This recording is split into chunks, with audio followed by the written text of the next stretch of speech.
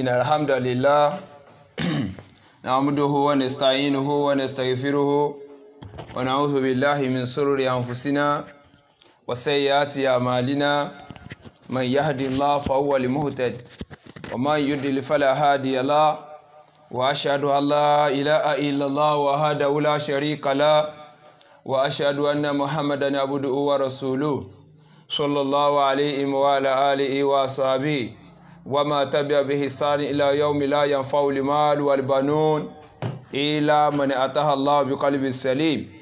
أما بعد، أعوذ بالله من الشيطان الرجيم. بسم الله الرحمن الرحيم. قل يا أهل الكتاب تعالوا إلى كلمة السواء بيننا وبينكم ألا نعبد إلا الله ولا نشرك به شيئا ولا يتخذ بعضنا بعضا أربابا من دون الله فإن تولوا فقل اشهدوا بأننا مسلمون. ربي اشرح لي صدري ويسر لي أمري واحلل عقدة من لساني يفقهوا قولي. ẹ̀yin ọmọ ìyá mi nínú ẹ̀sìn wa, mo kí wa ní ike tí ó dáa jùlọ, èyí tí Allah subhanahu wa ta'ala tó ní kí a máa fi kíra wa, pàápàá jùlọ inú al-Qur'an al-Karim tí Ọlọ́run ní kí a máa fi kíra wa pé assalamu alaikum wa rahmatullahi ta'ala wa barakatuhu. Wa alaikum salam wa rahmatullahi wa barakatuhu. Gẹ́gẹ́ bí Jesus Christ alayhi salam bóun náà ṣe máa ń kí àwọn èèyàn gbà tó fi wà lórí ilẹ̀ ní Luke chapter number 24 verse 36, John chapter number 20 verse number 19, 21 and 26 ní èdè Hébérù tí í ṣèdè rẹ̀ òun náà máa ń kí àwọn èèyàn pé shalom, which means peace be unto you. Kí àlàáfíà Ọlọ́run ọba kó máa bá èmi àti ẹnìkọ̀ọ̀kan wa. Àmín. A dúpẹ́ fún Allah subhanahu wa ta'ala. Alhamdulillah. Ọba tó kádàrá pé kí ọjọ́ ìní kó tún bá wa nínú sẹ̀mí ayé wa. Alhamdulillah. Èyí tó já sí pé kò kí ń sí agbára èmi àti ẹnìkọ̀ọ̀kan wa. Ó wù fẹ́ Ọlọ́run bọba àlékè ọlá ló ní ká máa bẹ nípò mùsùlùmí. Ipò mùsùlùmí. Èyí tí Ọlọ́run bọba àlékè ọlá Allah subhanahu wa ta'ala tó ní kí a bára wa, alhamdulillah, ní àárín yẹn. Alhamdulillah. Ẹ̀mọ̀ ìyá mi, ètò wa tí a mú wá fún wa lénìí, episode 1 nínú ẹ̀ la fẹ́ bẹ̀rẹ̀ lénìí pẹ̀lú yọ̀ǹda Ọlọ́run. Inshallah. Tí èyí tó sì já sí pé ọ̀rọ̀ tó kó sínú ó pọ̀ gan-an, a sì láwọn nǹkan tí a fẹ́ yanjú níbẹ̀ gan-an tààrà tó dẹ̀ pọ̀. Mo bẹ̀ wá lórúkọ Allah subhanahu wa ta'ala ká farabalẹ̀ láti máa gbọ́ wa, ká sì máa tẹ̀lé wa. Àbí Ọlọ́run bọba àlékè ọlá kó ṣe ní ìbálẹ́jọ́ rere fèmí àti ẹnìkọ̀ọ̀kan wa. Àmín. Síwájú, a rí pé Ọlọ́run bọba àlékè ọlá ó ṣe ní dandan fún wa pé ká ṣe dáwà, pàápàá jùlọ àwọn ahlul kitab, ká jẹ́ kí dáwà wa kó dé etí ìgbọ́ wọn. Eléyìí wà ní ìbámu sínú Suratul Imran chapter number 3 verse number 64. Ọlọ́run qul ya ahlal kitab ta'alaw ila kalimati sawa'i baynana wa baynakum alla na'buda illallah wa la nushrika bihi shay'a wa la yattakhidha ba'duna ba'dan arbaba min dunillahi fa in tawallaw fakuli ishadu bi anna muslimun. Suratul Imran chapter 3 verse number 64. Qul ya ahlal kitab. Ọlọ́run ní ya ahlal kitab, ìrìn Ànábì sọ pé mo pè yín tá a fún ní tírà, ẹ̀yin Jew and Christian. Ta'alaw ila kalimati sawa'i baynana wa baynakum. Ọlọ́run ní ta'alaw ila kalimati sawa'i, ẹ wá ká jọ sọ̀rọ̀ tó dọ́gba láàrin àwa àti yín. Kí lọ̀rọ̀ náà? Alla na'buda illallah. Ọlọ́run lọ́rọ̀ tó dọ́gba láàrin àwa àti yín, òun náà ni pé alla na'buda illallah, a kò gbọ́dọ̀ sí nǹkan míì mọ́ lẹ́yìn Ọlọ́run ọba tó dá gbogbo wa sáyé. Wala nushrika bihi shay'a. Wala nushrika bihi shay'a, bẹ́ẹ̀ la gbọ́dọ̀ múrogún kankan pẹ̀lú Ọlọ́run ọba àlékè ọlá. Wala yattakhidha ba'duna arbaba min dunillah, bẹ́ẹ̀ ni apá kan wo tún gbọ́dọ̀ mú apá kan lólúwa, gẹ́gẹ́ bẹ́ẹ̀ ṣe mú Jésù ní olúwa àti olùgbàlà lẹ́yìn Ọlọ́run ọba. Fa in tawallaw. Ọlọ́run ní ẹ ṣe wáàsí fún wọn, ṣùgbọ́n tí wọ́n bá kọ̀ wáàsí, tí wọ́n bá gúnrí padà níbi ohun tẹ́ ẹ bá sọ fún wọn, ẹ̀yin mùsùlùmí, fakul ishhadu bi anna muslimun. Ọlọ́run ní ẹ máa sọ fún pé mùsùlùmí làwa ṣe wájú pẹ́jù sẹ̀ fọ́lọ́hun ọlọ́run ò sọ pé ká má sọ fún wọn ọlọ́run ní ẹ sọ fún wọn ṣùgbọ́n tí wọ́n bá wá gúnrí padà fà yín táwọ̀lẹ̀ ò tí wọ́n bá gúnrí padà kò ní pé ìsìláàmù là ń pè wọ́n sí tún sí ádáhùn ọlọ́run ní ẹ sọ pé mùsùlùmí làwa ṣe wájú pẹ́jù sẹ̀ lẹ̀ fún ọlọ́run bọ́ba adékè so bíbélì náà sọ inú Isaiah chapter number 1 verse number 18 ó ní ẹ wá nísinsìnyí ẹ sì jẹ́ ká jọ sọ àsọyépọ̀. náà ọ̀rọ̀ tó pa àwa àti yín pọ̀ òun náà la àbọ̀lọ̀ jọ́sìn fọlọ́run ọba mi mọ́ lẹ́yìn Allah ẹ wá kájọ sọ kò sí ohun tí ń jẹ́ mẹ́ta lọ́kan ẹ wá kájọ sọ báìbù tẹ́ ń gbé ká báwo ló ṣe wá alukurani báwo ló ṣe rí eléyìí ni àsọyípọ̀ tọ́já sí pé a nídìí ẹ mọ̀jà sọ yí pé mo dá sọ pé alukurani ọ̀rọ̀ ọlọ́run ni ẹ̀yin náà sọ pé bíbélì ọ̀rọ̀ ọlọ́run ẹ mọ̀jà gbéyẹ̀wò ẹ jẹ́ àjọ gbé làákàyè wa kalẹ̀ sálùkùránì ọ̀rọ̀ ọlọ́run ni ẹ jẹ́ kí kálukú ó fèsì látọwọ́ ara rẹ̀. ẹ máa wádìí ohun gbogbo dájú. sí bíbélì ọ̀rọ̀ ọlọ́run ni ẹ jẹ́ kó fèsì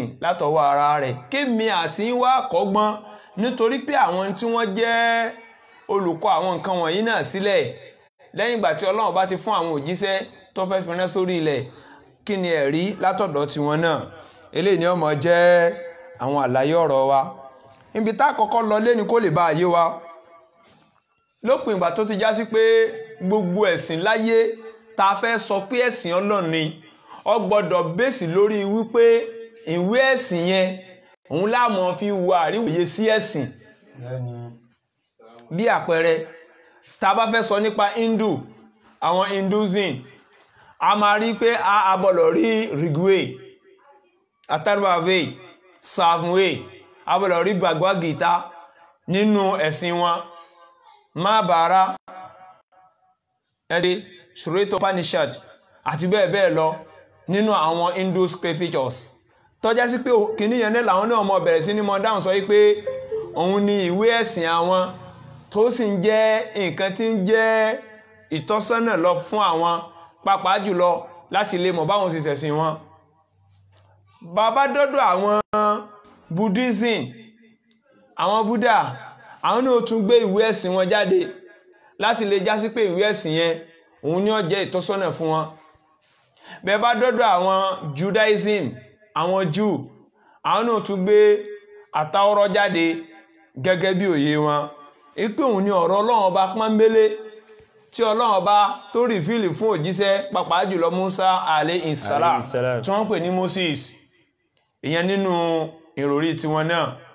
tá bá dọ́dọ̀ àwọn Christian àwọn náà máa dáhùn sọ wípé gospel according to bóyá ti Matthew ní ká pè lọ́dọ̀ tiwọn ni bí John sì ni bí Luke ni bí Mark ni àti ìmọ̀ yìí tá a pè ń bẹ́ẹ̀ ẹ sáà mọ̀ tẹ́tẹ́ ẹ máa gbọ́ wa kálukú ní ọmọ mú ẹ̀rí tiẹ̀ wá that is why tí Ọlọ́run bọ́ba Allah subhanahu wa ta'ala tó fi fẹ́ ká sọ àsọyépọ̀ bàbá dọ́dọ̀ mùsùlùmí náà tá bá bi léèrè ó máa ní Al-Qur'an òun ni ọ̀rọ̀ Ọlọ́run ọba pọ́nbélé òun sì ní wí Ọlọ́run ọba lórí ilẹ̀ tí ò sí mi mọ́ eléyìí jẹ́ àríyànjiyàn láàrin ọmọ ẹ̀dá ènìyàn lópin ìgbà tí gbogbo wa bá wá agree wípé a lè dá ẹ̀sìn kan mọ̀ àyàfi kí ìwé ẹ̀sìn yẹn ó ṣàlàyé bí ẹ̀sìn tá à ń ṣe gíní bó ṣe jẹ́ fún wa èyàn ló lè ràn wá lọ́wọ́ láti lè gbàgbọ́ ohun tí wọ́n ń pè ní ẹ̀sìn Ọlọ́run ìdí nìyẹn tí mo fẹ́ fi gbé ọ̀rọ̀ mi láti bí ìwé yẹn gangan a fẹ́ gbé láti bí àwọn religion books láti ìpìlẹ̀ kó lè bá yé wa torí pé episode ni eléyìí náà tí a mú wá fún wa tí a pè ní similarities and difference between Bible and the Quran. In other words, similarities and differences between Islam and Christianity. ṣùgbọ́n nítorí pé àwùjọ tí wá ń bí a ní àwọn Hindu a ní àwọn Buddhist a ní àwọn Parthis a ní àwọn Suranism bí kò sí àwọn Christian so ìwé tí wọ́n yẹn ìbẹ̀ la ṣiṣẹ́ sí lọ́pọ̀. The Bible is divided into two parts, the Old Testament and the New Testament. Bible ó pín sí ọ̀nà méjì. Old Testament òun ni májẹ̀mú láéláé according to Christian scholars. Wọ́n ní òun ni òfin gbogbo àwọn prophet tó ṣáájú kó tó di pé Jésù dé. New Testament according to Christian scholars wọ́n ní òun ni story Jesus alayhi salatu wassalam. Bí àpẹẹrẹ a máa rí bí Jésù lè sẹ̀mí ayé bó ṣe lo life ẹ̀ nínú gospel according to Matthew, Mark, Luke and John. A máa rí yẹn bẹ́ẹ̀. A wá rí oríṣiríṣi àwọn books mi náà bẹ́ẹ̀. In short, New Testament of the Bible contain both Roman Catholic and Protestant Bible contain 27 books inside library. Only 27 books. Ṣùgbọ́n tí ẹ bá wo Roman Catholic Bible, Old Testament tí wọ́n yàtọ̀ sí Old Testament àwọn Protestants. Ẹ rí pé 41 books òun ni tí wọ́n contain. Títí àwọn Protestant tí ṣe ti Old Testament tí wọ́n contain ní 39 books. Ẹ mọ̀ ìyá mi, ẹ máa bá mi ká lọ. Àwọn ìwé méjèèjì wọ̀nyí, ṣùgbọ́n kí ni àwọn nǹkan tó kọ́kọ́ ṣáájú lára wọn? Tí a bá mú 41 plus 27 books, kí ni ó fún wa yẹn? Yóò fún wa ní 73 books. Àbí bẹ́ẹ̀ kọ́ ni? So 73 books òun ni lọ́dọ̀ àwọn Protestants àbí lọ́dọ̀ àwọn Roman Catholic. Tí a bá wá mú 27 books tá fi kún 39 books, kí ni ó fún wa ní result? 66 books lọ́dọ̀ àwọn Protestants. Eléyìí náà lápadà mọ́ ṣàlàyé báwo ló ṣe rí. Ṣùgbọ́n tí a bá tẹ̀síwájú ní oríṣiríṣi ọ̀dọ̀ àwọn tí wọ́n jẹ́ olùmọ̀ Bible àti bí gbogbo àwọn ọ̀rọ̀ yẹn ṣe ń wá, wọ́n ṣe àlàyé fún wa lọ́pọ̀ nípa Bíbélì bó ṣe lọ. Nínú Greek text wọ́n ń pè ní Biblos. Biblos. Tí Greek bá dáhùn sọ pé Tai Biblos. Tai Biblos. That means pé only Bible. Bíbélì tó mọ́. Pẹ̀lú yọ̀ǹda Ọlọ́run, báwo ni gbogbo àwọn ọ̀rọ̀ yìí ṣe ń wọnú àwọn ọ̀rọ̀ a máa gbọ́ pẹ̀lú ògo Ọlọ́run. Nínú èyí tí àwọn scholar faramọ́ jù nínú scripts, òun náà ní Cone Greek tó wà lọ́mì. Cone Greek rèé léyìí tó sì já sí wípé àwọn 32 Christian scholars highest eminent àwọn ni wọ́n ṣe kí ni wọ́n produce eléyìí. But edition ten wò lọ́mì edition 28 lélẹ́yìí tó jẹ́ Greek text gangan fún alára rẹ̀. Ẹ ti rí eléyìí àwọn tí wọ́n kọ RSV, Revised Standard Version of the Bible, àwọn ni wọ́n ṣe kí ni àwọn ni wọ́n kọ. Ẹ ti rí òun rèé. Náà ẹ rí pé ohun tí àwọn wọ̀nyẹn kọ ó yàtọ̀ sí àwọn Protestant scholars míì bí àwọn tí wọ́n kọ Authorized Version tí ṣe KJV, King James Version. Ẹ mọ̀ ìyá mi, àwọn tó kọ KJV Hebrew text àti Greek ló wà níbí. Hebrew and Greek òun ló wà níbí.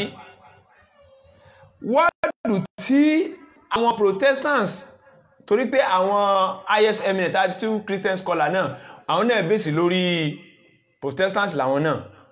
But Bible tí wọ́n nígbà táwọn fẹ́ kọ, àwọn sọ nínú preface wọn pé there are many errors in the KJV Bible. Ẹ̀dìrí wọ́n ní àìmọye errors tó wà nínú KJV Bible. So ọ̀pọ̀lọpọ̀ ọ̀rọ̀ làwọn ti yọ kúrò nínú Greek text. Irú Mark chapter 16 láti verse number 8 wọ́n níbẹ̀ lọ parí sí.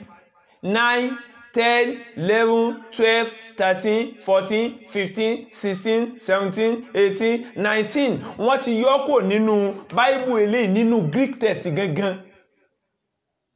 Kìí ṣe English version wọ́n mú dání yìí o, Greek ni o, wọ́n ti yọ kúrò níbẹ̀. Ṣùgbọ́n eléyìí tẹ́ ń wò lọ́wọ́ mi ní láì Hebrew text ni àti Greek. Old Testament inú rẹ̀ ó bèsì lórí Hebrew. New Testament inú rẹ̀ wọ́n kọ ní Greek ẹ̀tìrí Greek yẹn rí Mark chapter 16 9 10 11 12 13 14 15 16 17 18 19 up to 20 ó wà nínú ilé. Èyàn ni géèmù oríṣiríṣi tí wọ́n ń play léyìí tó já sí pé kò pamọ́ fún ọpọlọ èmi àti ẹnìkọ̀ọ̀kan wa láti gbọ́ yé. Only Bible tí wọ́n máa ń pè yìí báwo ló ṣe dé, kí nìdí tí wọ́n fi ń pè bẹ́ẹ̀? Textual history, ìtàn nípa kíkọ Bíbélì sílẹ̀. By the 200 years later, tá a mọ̀ sí 2th century before Jesus Christ BCE, síwájú kó tó di pé Ànábì wa Isa alayhi salatu wasalam ó dé. Tó bá sọ pé BCE before Jesus Christ nìyẹn era. Wọ́n ní apá kan nínú àwọn gúrùpù Jew wọ́n máa ń pe ìwé tí wọ́n ń pè ní Bible lẹ́nìí ní kí ni o? Tamlu. Ẹ̀dìrí ìgbà tó di 100 ọdún méjì síwájú kó kí Jésù tó dé, wọ́n bẹ̀rẹ̀ sí ní pè ní scriptures, àwọn ìwé ẹ̀sìn tó múnádóko, àwọn òfin tá a lè fọwọ́ sí, tó yẹ pé wọ́n ń pè nínú Hebrew text, tó ń pè ní Khadifa Machodesh. Ìtumọ̀ ohun tá à ń pè ní scripture nìyẹn nínú Hebrew text. Ṣùgbọ́n àwọn Kírísítẹ́nì lédè èní àti Old Testament àti New Testament àwọn ń pè ní the Holy Bible. Wọ́n ń pè ní the Holy Bible. Ṣùgbọ́n lọ́dọ̀ àwọn Júù síwájú 100 ọdún kí Jésù tó dé, kí ni wọ́n ń pè? Scriptures. Àwọn òtẹ́ kí ń pè ní Bible. Ohun tí wọ́n máa ń pè tá bá ti débẹ̀ ní sáyẹn nìlẹ̀ rẹ̀ fún wa pẹ̀lú ìyọ̀ǹda Ọlọ́run. Ìgbà tí àwọn náà bẹ̀rẹ̀ sí ní pè bẹ́ẹ̀ yẹn, wọ́n máa pè ní the only scriptures. Lọ́dọ̀ tí wọ́n náà wọ́n máa sọ pé ta Bíbélì ká ayó fàáké, only scriptures lọ́dọ̀ àwọn Greek náà. Eléyìí náà lọ nínú ìròrí wọn. Náà ìgbà tó di 16th century, ọ̀rọ̀ kan wà tí French Sprinter tó sọ. Eléyìí ó jẹ́ àgbàlá ọ̀kan nínú àwọn professor náà ni nínú biblical scholar. Kí ni ohun tó sọ? Ó ní Bíbélì wíwáyé rẹ̀ ó pín sọ́ní oríṣiríṣi. Ẹ̀dìrí ó ló pín sọ́nà oríṣiríṣi. Ó léyìí tí ènìyàn fọwọ́ ara rẹ̀ hun ńbẹ̀ńbẹ̀. Èyí tó jẹ́ òfin àwọn Júù kí Jésù tó dé ó wà ńbẹ̀. Ọ̀rọ̀ prophecy ó wà ńbẹ̀. Historians ó wà ńbẹ̀.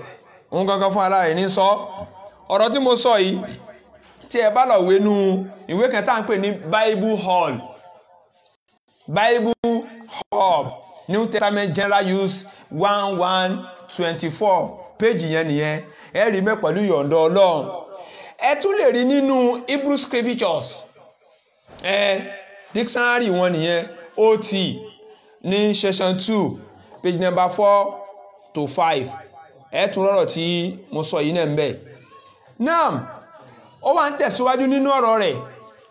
Ó ní the ancient copy, àwọn ìwé tó ti ṣáájú wá, àwọn ìwé tó ṣáájú nípa bí òfin Mósè ṣe rí kó tó di pé Jésù dé. Ẹ hàn pé kó tó di pé Mósè gan kò láyé, àwọn ìṣẹ̀lẹ̀ ńlá kan ṣẹlẹ̀ ní Deuteronomy chapter 4 láti verse number 2, 3 up to 4. Mósè ló ń sọ̀rọ̀ ń bẹ̀ yẹn o, ń ṣàlàyé ohun tí professor yìí fi ń ṣẹ̀rí ọ̀rọ̀ lọ́dọ̀ tiẹ̀ náà. Ẹ kò gbọ́dọ̀ fi kún ọ̀rọ̀ náà tí mo pa láṣẹ fún yín. Ṣé ti gbọ́? Ẹ̀yin bá ní kẹ́ gbé láti wọ́n àní kí contest yẹn lè kílẹ̀ dáadáa. ǹjẹ́ nísinsìnyí Ísírẹ́lì Olúwa ń sọ fún Mósè pé ǹjẹ́ nísinsìnyí o Ísírẹ́lì fetí sí ìlànà àti ìdájọ́ fetí sí ìlànà àti ìdájọ́ èmi Ọlọ́run tí èmi ò kọ́ yín lénìí tí èmi mo fẹ́ máa kọ́ yín lénìí láti máa ṣe wọ́n ohun tí mo sì fẹ́ sọ fún yín ohun tẹ́ gbọ́dọ̀ máa ṣe ni kí ó lè yé yín kó lè yé yín kẹ́sì lè lọ sí ilẹ̀ Ísírẹ́lì náà. sẹ́rí o kẹ́ wá lè dé ilẹ̀ lérí tí ń ṣe ilẹ̀ Ísírẹ́lì tọ́lọ́run torí pé ilẹ̀ ìrọ̀rùn Ọlọ́run ṣe ilẹ̀ Ísírẹ́lì fún àwọn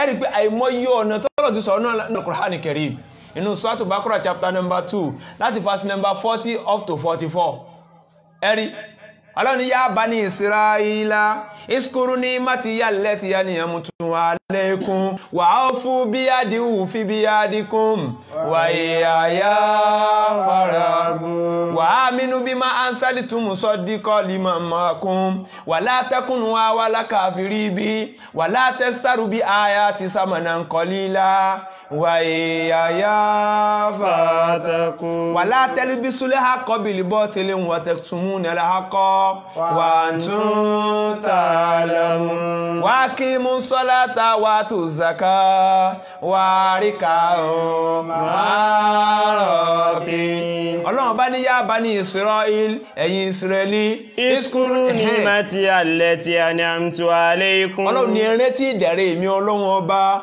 ani amutu alaykum tí mo ṣe lé yín lórí o wa'ufu biyadi Ọlọ́run wa'ufu biyadi ẹ pé àdéhùn èmi Ọlọ́run that means pé ohun tí mo ní kẹ́ ẹ ṣe ẹ máa ṣe wọ́n exactly ohun tí mo ṣe ń sọ fún wọn ní Deuteronomy chapter 4 verse number 1 up to 5 tí ń sọ fún wọn yẹn Ọlọ́run bá ní ń sọ fún wọn ní Al-Qur'an Karim ó ní wa'ufu biyadi ẹ pé àdéhùn èmi Ọlọ́run kí làdéhùn náà ẹ̀sìn mi ibudullah wala yu'badu bihaqqi ghayru ẹ jọ́sìn fún mi kò tọ́ fún yín láti jọ́sìn fún nǹkan mi mọ́ lẹ́yìn mi Ọlọ́run ìwọ èmi Ọlọ́run kò tọ́ fún yín láti fún nǹkan mi ó ní wá ó fún bí àdéhùn fi bí àdékún ẹ pé àdéhùn mi èmi ní òun sì pé àdéhùn tí yín náà wa iyaya farhabu Ọlọ́run wa iyaya farhabu èmi Ọlọ́run bá nìkan ní ẹ bẹ̀rù ẹ gbọ́dọ̀ bẹ̀rù nǹkan mi mọ́ wa aminu bima anzaltu musaddiqan lima ma'akum Allah wa la takuna wala kafiri bi Ọlọ́run wa aminu bima anzaltu musaddiqan lima ma'akum wa antum Ọlọ́run ní ẹ̀yin o ẹ nígbàgbọ́ òdodo pẹ̀lú nǹkan tí mo sọ kalẹ̀ tí ń jẹ́rìí gbé tó wà lọ́wọ́ yín tẹ́lẹ̀ wala takunu wala kafiri bi that is why tó fi já sí pé fásì bíbélì tá bá ká tó bá ṣe déédéé fásì Kùránì àgbọ̀ bẹ́ẹ̀ni any fásì tẹ́ bá kà nú bíbélì tó bá ti contradict ohun tí Kùránì ti sọ ẹgbọ́n dànù ẹ lè ka fásì kan nínú Kùránì kẹrì kọjí àtakò fún tí wọ́n pè lọ́rọ̀ Ọlọ́run ọba pọ́nbélé irú àárín tí ń tú yẹ bí ó ṣe ń túra wọn pẹ̀lú Deuteronomy chapter 4 verse number 1 up to 5 tí Mósè náà ń kà lófin Ọlọ́run ọba fún àwọn èèyàn Ísírẹ́lì ńgbà yẹn Ọlọ́run bá ní pé wá mínú bí máa ń sálì tún mú sọ́díkọ́ lima ma'akum ẹ nígbàgbọ́ pẹ̀lú tí mo sọ̀kalẹ̀ fún yín tó wà lọ́dọ̀ yín pẹ̀lú òdodo wala takunu awala kafiri bi Ọlọ́run wala takunu awala kafiri bi kọ́mọ jẹ́ pé ẹ mọ́ jẹ́ ni àkọ́kọ́ tí ó kọ́kọ́ sá ìgbàgbọ́ pẹ̀lú ọ̀rọ̀ èmi Ọlọ́run bá tí mo sọ̀kalẹ̀ o wala tashtaru bi ayati samanan qalila wala tashtaru bi ayati samanan qalila ọ̀rọ̀ èmi Ọlọ́run ọba ẹ mọ́ ta lówó pọ́ntó ẹ mọ́ ta lówó kékeré ẹ mọ́ fọwọ́ yẹpẹrẹ mú wa iyaya fattaqun èmi Ọlọ́run bá nìkan ní kẹ́ ẹ páyà èmi Ọlọ́run bá nìkan ní kẹ́ ẹ jọ́sìn fún ẹ bọ́lọ̀ sí kan mímọ̀ ohun tí Ọlọ́run bá payín láṣẹ ní kẹ́ ẹ mọ́ ṣe wala talbisul haqqa bil batil wala talbisul haqqa bil batil ẹ má ṣe kí irọ́ bọnú òdodo ẹ mọ́ kò òdodo bọnú irọ́ ẹ jẹ́ kálukọ́ dádó lọ́tọ̀ báyìí ká dáa mọ̀ ẹ̀dìrí Ọlọ́run wala talbisul haqqa bil batil Ọlọ́run ní ẹ mọ́ pa irọ́ àti òdodo papọ̀ wa taktumuna al-haqqa Ọlọ́run lẹ́sìn mọ́ tí ń jẹ́ òdodo ẹ sì dárọ́ mọ̀ lọ́tọ̀ wa antum ta'lamun Ọlọ́run ọba ní pé wala talbisul haqqa bil batil wa taktumuna al-haqqa Ọlọ́run ní òdodo ẹ̀yin sì ń pa á mọ́ sẹ́yìn ẹ mọ̀ òdodo ẹ̀yin sì ń pa á mọ́ ẹ̀dìrí Ọlọ́run lẹ́mọ̀ òdodo ẹ̀yin sì ń pa á mọ́ ẹ wá ń ṣàfihàn irọ́ wa antum ta'lamun bẹ́ẹ̀ ní ẹ̀lẹ́yìn náà sì mọ̀ pé kò sẹ́sìn mí àfi Islam o eléyìí ni òfin tí Mósè náà ń kà mọ́ bọ́ Deuteronomy tí Olúwa Ọlọ́run pa láṣẹ fún àwọn bàbá yín. fine ẹdiri o Mósè ń sọ fún àwọn Ísírẹ́lì pé òfin tí Ọlọ́run ọba pa láṣẹ fún àwọn bàbá yín.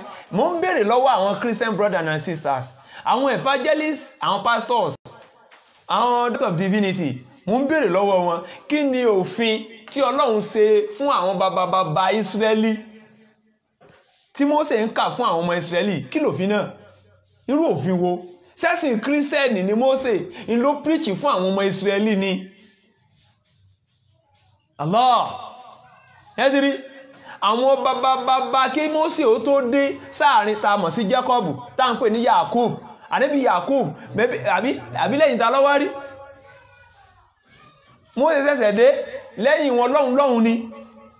Isiaki tí ṣe bàbá wọn kí lẹ́sìn rẹ̀ àbí torí ìdílé Isiaki ní Israelite, Ismailite ní Arab tí ànábì sọ̀sọ́lọ̀m tó wá láti ìdílé.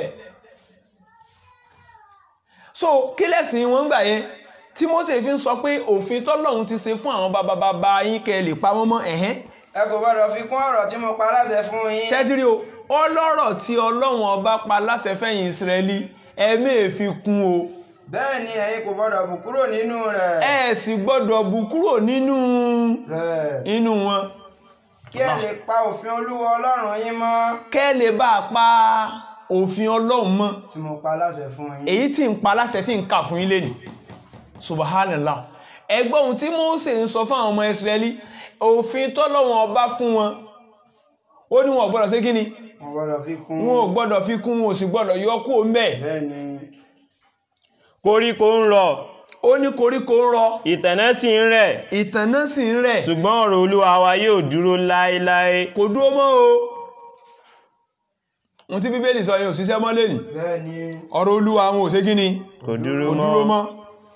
But the ancient copy tó jẹ́ Kondek bí Alexandra lọ́dọ̀ àwọn Greek àti àwọn Hebrew nínú manuscript wọ́n láwọn pamọ́ nígbà yẹn à ń pè kíní kan ní Tanakh nínú Hebrew text.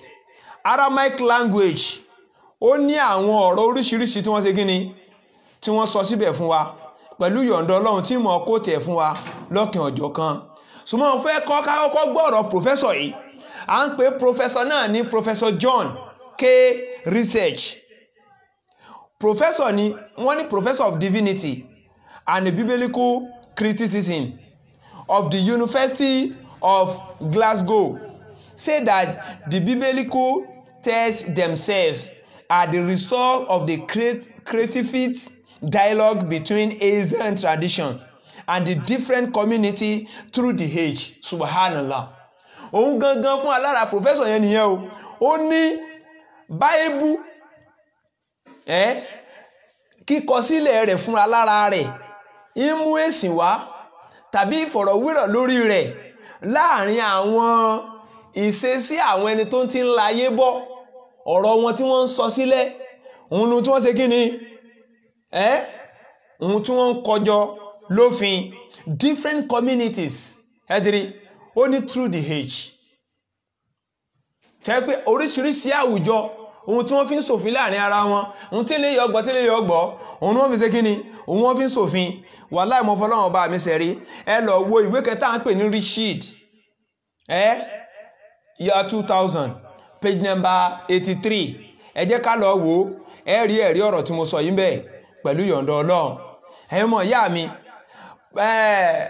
professor kan tó wà tá à ń pè ní Professor Timothy, òun náà tún sọ nínú ọ̀rọ̀ rẹ̀ ó ní àti pé o the biblical texts were produced over a period in which the living condition of the writers. Can you see? Àwọn professors nìyẹn o, àwọn tá à ń pè ní professors làwọn tí wọ́n ní knowledge jù. tó bá ní wọ́n ní Holy Ghost tí ẹ ò tún tó ti wọ́n, tó bá ní Holy Spirit kan ló ní tí ẹ ò tún ṣe kí ni yìí sì ń tẹ̀lé tí wọ́n lẹ́yìn ni. àwọn ni wọ́n ń sọ̀rọ̀ lọ́ọ̀dákun jẹ́ káwọn ọ̀jọ̀gbọ́n sọ̀rọ̀ àwọn tó ọjọ́ nǹkan kan kọ́ ọmọ gbọ́ wa. wọ́n ní láàrin àwọn Judaism a rí i pé professor tó sọ̀rọ̀ Professor Timothy tí mo sọ yìí Hebrew Bible and the Second Temple Judaism at the University of Edinburgh said that the Old Testament is a collection of authenticity text. Ìwé tí wọ́n gbàjọ káàkiri wọ́n gbà níbí gbà lọ́hùn ó ní òun là ń pè ní kíni o Old Testament.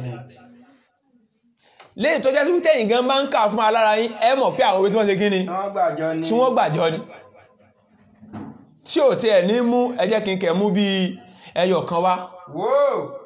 Wo èmi ò bà irúgbìn yín jẹ́. Ẹ rí o Ọlọ́run nìyẹn nínú Bíbélì ó lé mi ó bà irúgbìn yín jẹ́. Èmi ó sì fi ìgbẹ́ rẹ̀ yín ní ojú. Ìwà àmúgbẹ̀ yín fi rẹ̀ yín lójú. Málákì 3:2-3 kọ́ yẹn. Bẹ́ẹ̀ni. So káàdà sọ pé Ọlọ́run ọba. So a rí pọ́rọ̀ yìí náà ọ̀rọ̀ tẹ́nì kẹ́kẹ́ ṣe kíni. Ọkọ ni. Tó kẹ̀ sọ lẹ́nu òun ni. Ibi kẹlẹ́ nìkan ní ẹ̀wọ̀n mo ṣe fọwọ́ mi kọ̀wé sí yín gàdàgbà. So a rí pọ́rọ̀ nǹkan ló ṣe kíni. Kọ́ ló ń sọ̀rọ̀ ń bẹ̀ yẹn. Ìwé tí wọ́n ṣe kíni tí wọ́n gbàjọ ni kọ́nà ọba kó dáhùn kó sọ wa ń bẹ̀. Àmín. Ẹ̀yin ọmọ ìyá mi nínú ẹ̀sìn wa nígbà tó di 3rd century BC àtàwọ́rá wọ́n bẹ̀rẹ̀ sí ní kójọ gẹ́gẹ́ bí àwọn ẹ̀rí tó wà lórí wọn àwọn tí wọ́n jágbàgbà kóra wọn jọ pé ẹ wá gbogbo àwọn kìíní tàà ń ṣe ẹja máa kó wọn jọ wọ́n sì ń kó wọn jọ báà náà ṣe mọ́ ní library tó yẹ pé àwọn history Ṣakí history Ṣàngó Tajégúnlẹ̀ ti ìgboro káàkiri ti Ìbàdàn tìlú Ọ̀yọ́ tìlú Ìṣẹ́yìn torílẹ̀-èdè Nàìjíríà ti Áfíríkà ti kálukú àti bẹ́ẹ̀mi àti ń ṣe ní history kọ̀ọ̀kan táwa náà ń kíìpù yẹn bẹ́ẹ̀ náà ni wọ́n ṣe ń gba àwọn kìíní ẹ̀jọ́ ń gbà yẹn tí wọ́n dẹ̀ sọ wọ́n di májẹ̀mú Ọlọ́run lórí àwọn èèyàn. Náà ọ̀rọ̀ àwọn scholar pọ̀ gan lórí rẹ̀ o ṣùgbọ́n mi ò lè kó wọn tán. Náà ẹ wá yá sọ lórí Hebrew Bible Introduction to Hebrew Bible. Ẹ̀dìrí àkọ́kọ́ náà nínú Old Testament wọ́n pè kíní kan ní Nevi'im nínú Hebrew Nevi'im tẹ́ bá translate ẹ̀ sí English ó máa fún yín ní prophets àwọn ànábì Ọlọ́run ṣé mọ̀ pé Yúdò àti Mim plural of respect nínú Hebrew text nísìsiyìí táwa sọ pé Ella meaning God Ọlọ́run nínú Hebrew text táwa sọ pé Elohim I am Yud and Mim tó wà lẹ́yìn rẹ̀ yẹn ó máa jẹ́ Mim fáyínà àwọn ká pè ní Mim Sofet or Mim fáyínà Elohim Muhammadin Song of Solomon chapter 5 verse number 16 Muhammadin I am Yud and Mim tó wà lẹ́yìn yẹn bẹ́ẹ̀ náà ni Nevi'im wọ́n họ́nà gbogbo àwọn prophet of God. We have two plural. We have plural of respect and a plural of number. Muhammadin, Elohim, Nevi'im, Chetuhim, Jannahim, Echuachahim. So wọ́n ní Chetuhim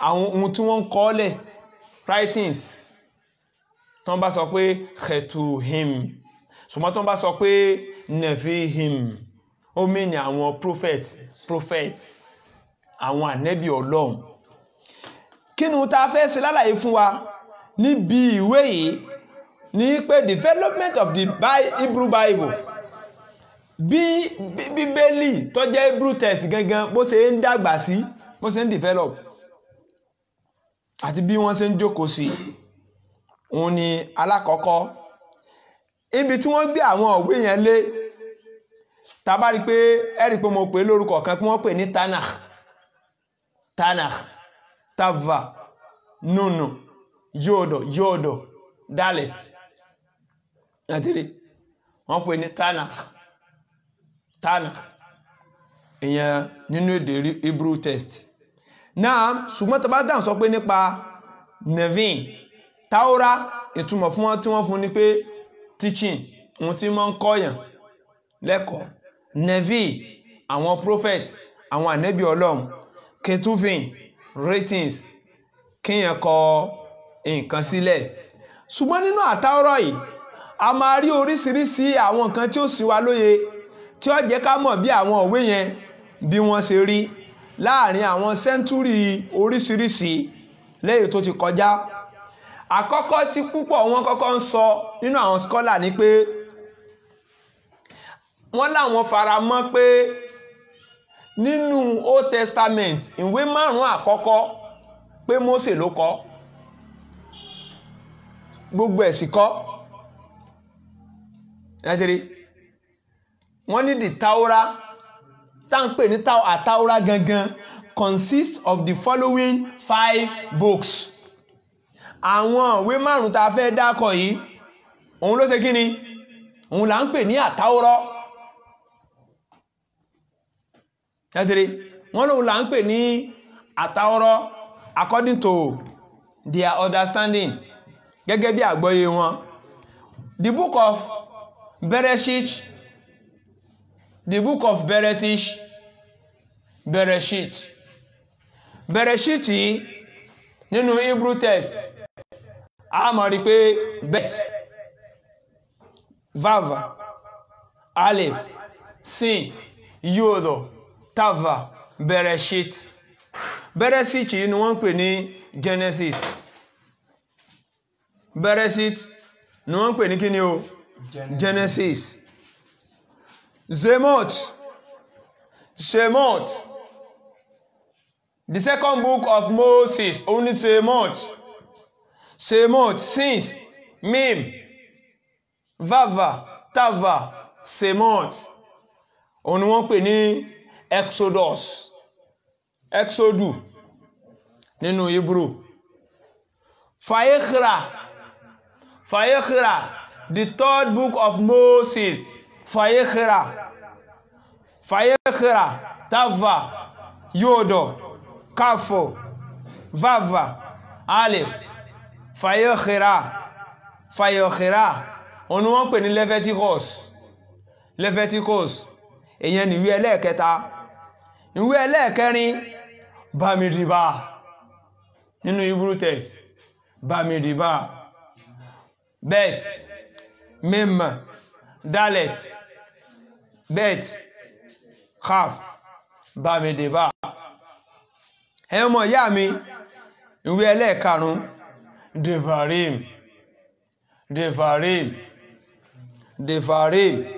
tí wọ́n pè ní Deuteronomy dalet bet vava yodo mem sove wọ́n pè ní kíni o Devarim. Ìwé 5 yìí wọ́n ní Mósè ló kọ. Ẹ̀yin ọmọ ìyá mi ṣùgbọ́n tí èyàn bá jẹ́ ẹlẹ́kọ̀ọ́ èyàn ó mọ̀ yí pé ìwé yìí Mósè lè kọ ń bẹ àjíyàn ṣùgbọ́n gbogbo ẹ̀ kìí ṣe Mósè ló kọ. Ìntí ìdí New Testament o a lọ gbé ọ̀rọ̀ yẹn láti ibi tó ti pilẹ̀. Ẹ̀yin ọmọ ìyá mi ẹ dẹ̀ rí pé èdè wa náà mú fi ń bá wa sọ̀rọ̀ kó lè bá yé wa síwájú dáadáa.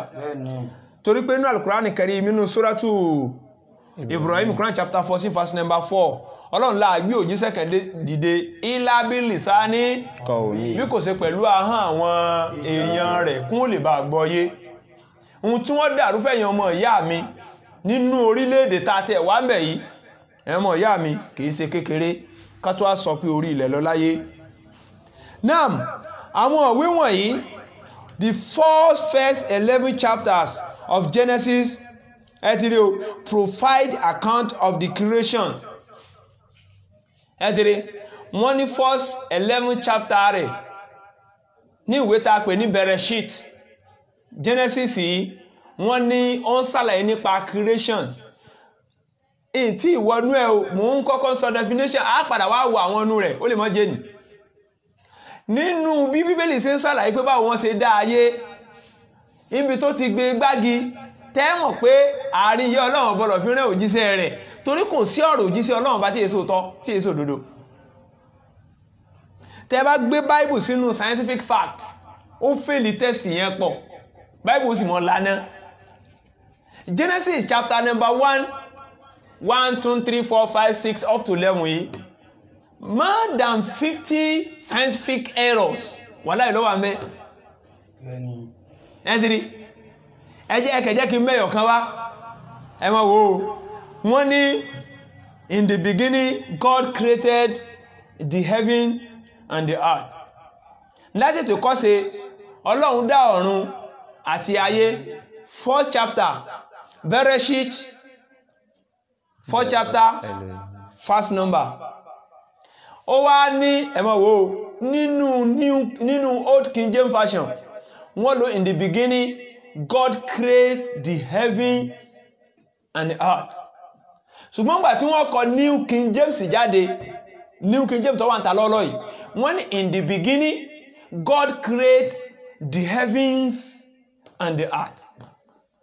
ẹ̀dìrí wọ́n ti sọ di heavens wọ́n ti fi ẹ́ sí lẹ́yìn ó ti kò ní heaven ẹ mọ̀ pé heaven singular nìyẹn heavens àwọn ọ̀run àti àwọn ọ̀run ìrùpọ̀ jọra wọn nǹkan ẹyọ kan àti púpọ̀ first chapter ẹ̀tún àwò nínú Hebrew text gangan wọ́n ní Bereshit bara Elohim at shamahim echo ahat waresh. wọ́n ní Bereshit bara Elohim hes at shamahim echo ahat waresh. tẹ́ bá lọ wo Elohim níbẹ̀ yẹn plural of God ni capital G-O-D-S plural ni God sì ló wà ńbẹ̀ àwọn Ọlọ́run. ẹ̀tẹ̀rẹ̀ ẹlẹ́ẹ̀kejì Hebrew tẹ̀ tún sọ pé samahim Lárúbáwá máa sọ pé samawati àwọn Hébérù máa sọ pé samahim plural nìyẹn singular rẹ̀ lọ́dọ̀ àwọn Hébérù wọn pé shima singular rẹ̀ lọ́dọ̀ Lárúbáwá samawu sámà ẹ̀yọ̀ kan shima sámà ẹ̀yọ̀ kan ẹ̀tẹ̀rẹ̀ samahim ẹ̀rí pé im yẹn náà wọ́n tún fi sẹ́yìn rẹ̀ náà im tí wọ́n fi sí Bereshit bara Elohim wọ́n tún fi sí shamahim Elohim shamahim yodo mim sofet samahim mim yodo mim sofet nígbẹ̀yìn òun náà àwọn sánmà ṣùgbọ́n wọ́n ti wá rí wípé èyí táwọn kọ́kọ́ kọ yẹn àwọn ṣe mistake wọ́n wá ṣẹ̀ṣẹ̀ wá correct ara wọn ní New King James tí wọ́n ṣe kí ni ẹ̀dẹ̀rẹ̀ bí kí n sọ pé Old Quran New Quran wà láìkè sọ̀rọ̀ Ọlọ́run mọ́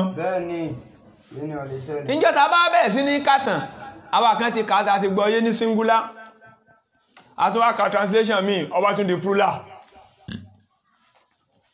ẹ̀dẹ̀rẹ̀ irú kéje fi àwọn tó kọ́kọ́ tà kọ́kọ́ yẹn sìn mistake s ni wọ́n ṣe ń bẹ̀ yẹn tàlá attribute ẹ̀ sí Ọlọ́run àbí Allah Akbar. So àwọn tó ẹsẹ̀ kọ́ tí wọ́n tún fi ẹ̀sì sí tààlátà ní sòtọ́ náà méjèèjì eléyìí ń ṣẹlẹ̀ ní bó ṣe ń lọ.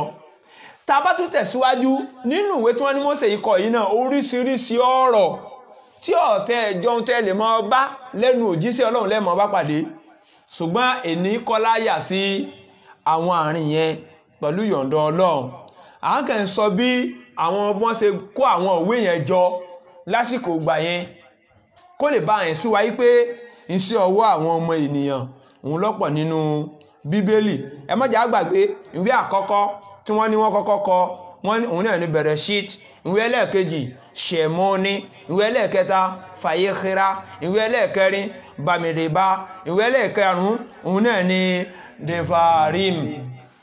So tá mọ̀ sí Genesis, Exodus, Leviticus, Numbers and Deuteronomy. Wọ́n ní mẹ́rẹ̀ẹ̀rin yóò òun ló bèsì lórí àtàwùrà according to Jewish scholars. Àwọn ni wọ́n sọ bẹ́ẹ̀ kò kí ṣe mi ẹ mọ̀ ìyá mi ẹ máa bá mi ká lọ. Tá a bá wá wo àwọn ìwé wọ̀nyí wọ́n ní ó kó àwọn ìtàn látàsìkò Ábúráhámù wá sí àsìkò Jésù sínú gẹ́gẹ́ bí àwọn ẹ̀rí àti bí àwọn ọmọ Ísírẹ́lì wọ́n ṣe kó nílẹ̀ Íjíbítì wá sí orílẹ̀ wọn gẹ́gẹ́ bí Ọlọ́run bá ṣe kíni bó ṣe pa wọ́n láṣẹ náà a wá rí oríṣiríṣi àwọn nǹkan míì lára àwọn nǹkan kan táwọn scholar tún sọ fún wa ẹ rí pé mo ti mú definition kan kalẹ̀ lẹ́ẹ̀kan pé nevim àti kí ni o khetim.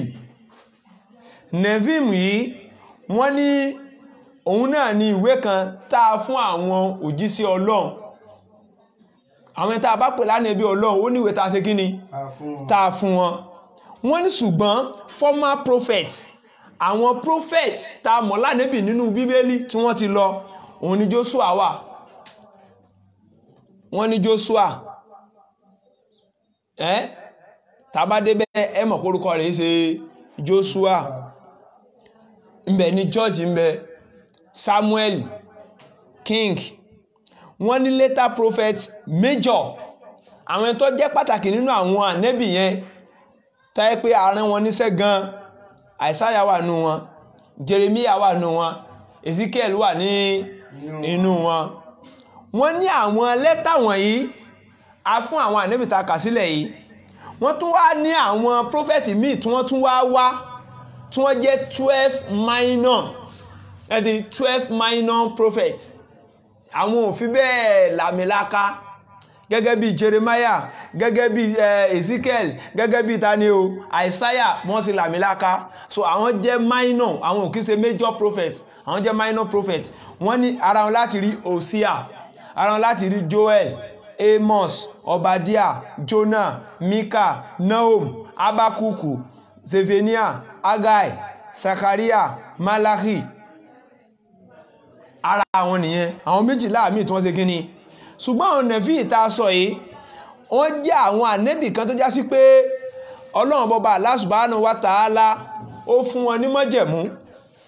Àwọn 12 yòókù tó wà lẹ́yìn yìí ara wọn láti máa ń rí àwọn tí wọ́n ń kọ ọ̀rọ̀ àwọn prophet yẹn sílẹ̀, gẹ́gẹ́ bí ìwé Joshua, Judges, Samuel, 1 King, 2 King àti àwọn lẹ́tà míì tí àwọn prophet tún ṣe kíni o tí wọ́n tún kọ sílẹ̀.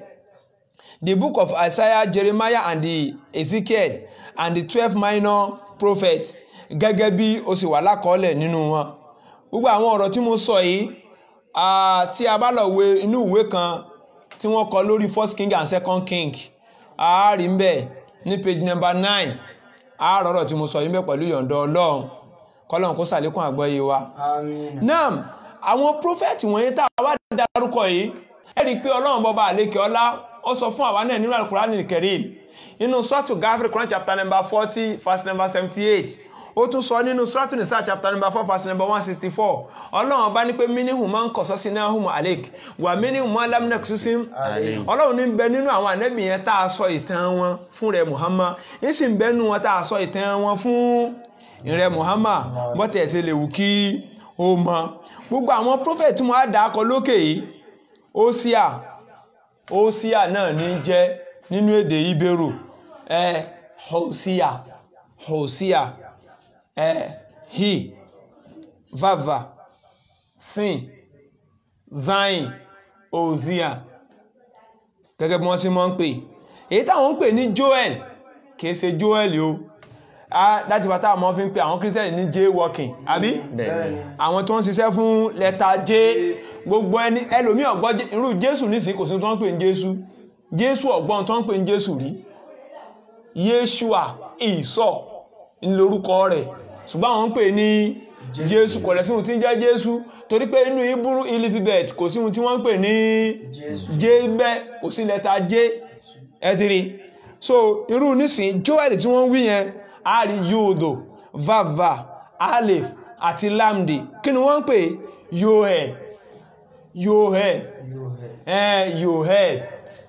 Yohel ni wọ́n ń pè, kò kí ṣe kí ni o, kò kí ṣe Joel, ṣùgbọ́n àwọn Christian sọ di Joel. Now the book of Amos tí wọ́n ń pè yẹn Zain, Mim, Vava, Kof, ẹ̀tìrí Amos, ṣùgbọ́n wọ́n sọ di Amos. Obadiah wọ́n sọ di Obadiah. Obadiah wọ́n sọ di Obadiah. Ẹni pé àwọn èèyàn ti dá nǹkan rú gan. Bẹ́ẹ̀ni. Ẹ̀dìrí Obadiah yìí tá bá fẹ́ rí nínú Hebrew a rí Zayin, Bet, Dalet, Yodo, He. Ẹ̀dìrí Obadiah àwọn sì sọ di Obadiah. Allah Akbar. Jonah ni wọ́n ń pè é o, ṣùgbọ́n kò sí ohun tí ń jẹ́ Jonah, ẹ̀yin ọmọ ìyá mi, kò sí ohun tí wọ́n ń pè ní Mr. Dúdú. Ẹ pè Mr. Dúdú náà. Why are you change the word? No.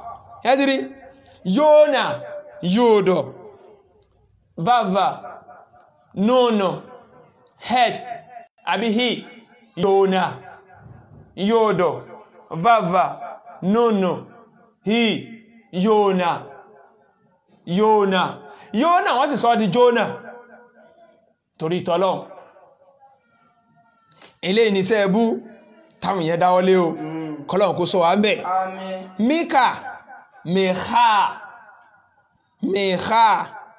Mema, Yodo, Kaf, He, Meha, Mika.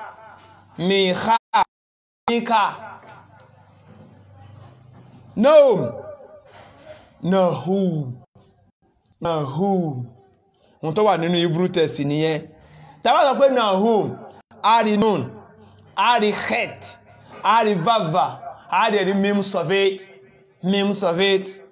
Nun, Het, Vava, Mim Sovet.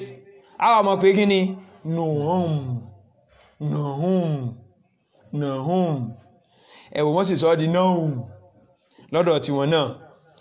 Wọ́n sọ pé Abakuk nínú àwọn prophet méjìlá yòókù ni mo ń dárúkọ wọn fún wa yẹn o, táwọn jẹ́ major prophet tí wọ́n jẹ́ minor prophets tí wọ́n sí lára àwọn major prophets.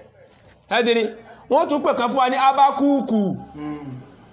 Abakuku.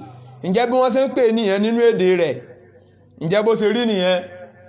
Tá a bá fẹ́ sọ pé a fẹ́ gba ẹ̀sìn kan, a fẹ́ sí ẹ̀sìn kan, ìwé ẹ̀sìn yẹn ló gbọ́dọ̀ mọ́nítọ̀ ahọ́n wa, ló gbọ́dọ̀ mọ́nítọ̀ ojú wa, ló gbọ́dọ̀ mọ́nítọ̀ etí wa, ló gbọ́dọ̀ mọ́nítọ̀ ọpọlọ wa, ló gbọ́dọ̀ mọ́nítọ̀ ìrìnsí wa, ìṣesí wa, ìhùwàsí wa. Ìwé ẹ̀sìn yẹn ló gbọ́dọ̀ mọ́nítọ̀ wa, kìí ṣe pé àwa láṣẹ kí ni láàmọ̀ pa mọ́nítọ̀ ìwé yẹn ni ó mọ́nítọ̀ wa, nítorí pé àwa kọ́ lá ṣàlàyé ẹ̀sìn, ìwé ẹ̀sìn ni ó ṣàlàyé bẹ́ẹ̀ sì ṣe kí ni bó ṣe jẹ́ fún wa. Pronunciation tí ìwé ẹ̀sìn bá gbé wa lálẹ́tọ̀, bí nísìkò sọ pé wọ́n fẹ́ kírun, ọwá ní ọmọ Yorùbá sọ dáadáa, ọwá bọ́ sórí irun, ọwá ní ọpẹ́ ni fún Ọlọ́run ọba wa, ọba gbogbo àgbáńlá ayé, ọba àjọkẹ́ ayé, ọba àṣàkẹ́ ọ̀run, ìrẹ nìkan láàmọ́ sìn, ọ̀rọ̀ rẹ láàmọ́ wà rẹ̀ sí wa. Sọ́gbádùn ni àbá rẹ̀ ń ṣe méjèèjì. So èdè tí wọ́n fi kọ́ kalẹ̀ yẹn gangan, alhamdulillahi rabbil alamin, arrahmanir rahim, maliki yawmiddin, iyyaka na'budu wa iyyaka nasta'in, ihdina siratal mustaqim, siratal ladhina an'amta alayhim, ghayril maghdubi alayhim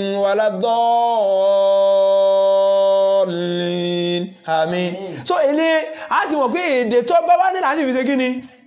A lè rẹ́kọ́dì ìtumọ̀ rẹ̀ sínú ọkàn wa, ṣùgbọ́n ìtumọ̀ rẹ̀ ò gbọ́dọ̀ yàtọ̀ sí wọ́n ṣe gbé nǹkan wọn kalẹ̀. Abakuk wọ́n sọ di Avakuk wọ́n ṣe ń pè nìyẹn.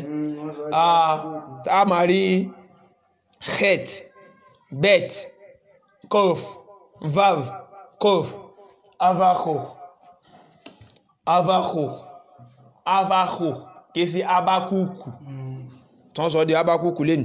Zefenia wọ́n tún pé o, ṣùgbọ́n o Zefaya mú tó wà ń bẹ́ nìyẹn o, Zefaya àwọn ní Zefenia, Zefaya, Zayin, Yodo, Nono, Yodo, He, gẹ́gẹ́ bó sì wà nínú Hebrew text. Agai, wọ́n tó wà nínú Hebrew nìyẹn, táàmù ní Het, àti kí ni o gimo yóòdò lọ́dọ̀ tiẹ̀ náà Sakaria Zekaraya a máa rí kí ni o zain kaf àti kí ni kaf faina àbí kaf survey yóòdò àti kí ni yìí Zekaria malach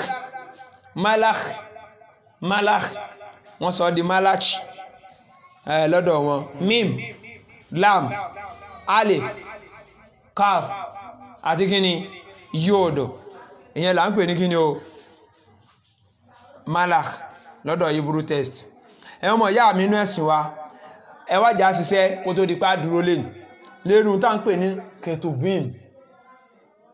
ketuvim bí bíbélì ṣe ń bọ̀ wá là ń sọ yìí o bẹ́ẹ̀ni ìpìlẹ̀ ketuvim mo ti sọ fún wa níbẹ̀rẹ̀ lẹ́ẹ̀kan pé nǹkan àwọn olùkọ́ nǹkan sílẹ̀ ketuvim yẹn lè rí fáàsì mi àtiwọ́ táà ní ọmọ ẹ̀ sínú ọkọ̀ nǹkan book of ketuvim ẹ̀tìrí o wọ́n wá ní ìwé àwọn ẹni tó jẹ́ pé wọ́n kẹ́kọ́ lẹ̀ ní afẹ́ ẹ̀mọ́ mẹ́ni tó kọ́ gan ara wọn láti rí the book of Psalm book of Proverbs àti Job wọ́n láwọn òwe mẹ́tẹ̀ẹ̀ta ilá ń pè ní ketuvim subhanallah wọ́n ní àwa ní kìnnìkẹta ń pè ní vive meglot nínú Hebrew text a lè rí Daniel Esra Nehemiah Chronicles ẹ̀tìrí àwọn òwe márùn-ún tí mo kà fún wa yìí Daniel Esra Nehemiah àti Chronicles àwọn mẹ́rẹ̀ẹ̀rin àwọn òwe márùn-ún yìí wọ́n ní à ń pè wọ́n ní 5 meglot àwọn òwe yẹn àlàyé padà wá lórí rẹ̀ pẹ̀lú ọ̀dọ̀ Ọlọ́run ṣùgbọ́n ketuvim nínú Hebrew ẹ rí pé mò ń spẹ́lì àwọn wọ́ọ̀dù yẹn dáadáa in case àwa tí a bá gbọ́ ẹ máa kà wọ́n lẹ́tà yẹn kalẹ̀ kó lè bá yé yín ketuvim bare echosa in the biblical Hebrew kaf tava fava bet yodo means of it ketuvim òun nìyẹn writings nǹkan tí wọ́n kọ sílẹ̀ lóríṣiríṣi wọ́n ní nígbà ẹlẹ́ẹ̀kẹta tí wọ́n fẹ́ tún orúkọ kan tí wọ́n dá tá ń pè ní Tanakh tí wọ́n dá kọjá lẹ́ẹ̀kan tí wọ́n fẹ́ tún kọ kalẹ̀ wọ́n bẹ̀rẹ̀ sí ní mú ohun tí wọ́n ti kọ kalẹ̀ nípa àwọn ketuvim yìí wọ́n bẹ̀rẹ̀ sí ní fi kún òun náà wípé káwọn tún gbà yẹn náà jọ fi kún ìwé bíbélì gbogbo ìgbà tá à ń sọ ìwọ̀n tí pé bíbélì o wọ́n ń pè ní scripture ń gbà yẹn gbogbo aládẹ̀mọ́ definition scriptures ìwé tí a bí ìwé tí ń testify sí pé bí life èèyàn ṣe rí rè báyìí láti ṣẹ̀sìn àìbẹ̀kọ́ ni ṣùgbọ́n síbẹ̀ ló ṣe rí ṣùgbọ́n rush akodesh tá ń pè ní the Holy Spirit òun ni wọ́n sọ pé ń darí àwọn èèyàn gbà yẹn tí wọ́n fi ń kọ ohun tí ó wù wọ́n ẹ̀mí kẹ́mi ẹ̀tìrí ẹ̀mí náà ní ń darí àwọn èèyàn àwọn gan gbà pé mi ní ń darí àwọn èèyàn láti bẹ̀rẹ̀ ẹ̀tìrí that is why tèmi mọ́ fi ń sọ fún àwọn Christian go back to the class please o nídìí láti padà lọ sínú class torí Ọlọ́run ṣe láwọn tí wọ́n translate Bible sí English wà láwọn ti ṣàkóbá fún gbogbo ẹ̀yin tẹ́ ń ka English translation go back to the original text go and learn Hebrew language today if you want to understand the Quran better you have to learn Arabic language yes or no yes tó bá fẹ́ gbọ́ Al-Quran yé lénìí o lè fi English translation gbọ́ Quran yé láéláé you have to learn the original text bẹ́ẹ̀ ni Hebrew gbogbo àwọn tó ń translate Bíbélì wọ́n ti kó àgbákò lọ sí other language bó tilẹ̀ já sí pé èdè rẹ̀ gan tó lóun wà yẹn gan wàláhì kò sí àwọn gan mọ̀ pé àgbákò wa mẹ́ mo bí nígbà tí mo fi wà ní standard 10 nílé ẹ̀kọ́ a wá ṣe debate ní Bethlehem lọ́dún kan ní Jerusalem ní Bethlehem mo wà ń bi Christian scholar yẹn léèrè pé kínú tí wọ́n ń pè ní Memuzare kọ́sọ̀ túnmọ̀ rẹ̀ fún wa Memuzare báyà rẹ̀ ní tó lè sọ fún wa náà báyà lẹ́yìn ètò ẹ lè pè wá Memuzare Memuzare Memuzare kí ni wọ́n ń pè ní Memuzare olódo ẹ̀dìrí Memuzare mọ̀ pé ẹni tí ò bá mọ̀ yóò mọ̀ yà lẹ́nu náà ni báà lólódo ni báwọn lólódo ni Memuzare kí ni wọ́n pè ní Memuzare bastard ọmọ àlè nínú Greek text wọ́n pè ní notos Hebrew Bible rẹ̀ ń bí ẹ̀rí Hebrew rẹ̀ ẹ̀kọ́ táwa kọ́ nítorí kí wọ́n bá mọ́ parọ́ mọ́ láyé Greek text rẹ̀ bá ń sọ fún pé òun tún fi hàn yìí kó lè rí dáadáa òun rẹ̀ Memuzare sáà lájókòó ta kọ Hebrew text ta kọ Hebrew Bible Memuzare òun tún rẹ̀ Greek text rẹ̀ àwọn Protestant lọ́kọ eléyìí olódo ẹjẹ́ àrí Memuzare ẹlọ́wọ́ ọmọ àlè ẹ̀dẹ́kùn jọ́lọ́hun lè pèyàn lọ́mọ àlè ọmọ àlè kì yóò wọnú ìjọ mímọ́ no mo fẹ́ kẹ́nì kí ó kẹ́ sọ fún mi jọ́lọ́hun lè pèyàn ní ọmọ àlè Hebrew Bible gangan tún nìyẹn o ó tún pèyàn ní Memuzare ọmọ àlè Memuzare kí ni wọ́n pè ní bastard ọmọ àlè àbí ǹjẹ́ lọ́hun lè lówó ọ̀dí fún yàn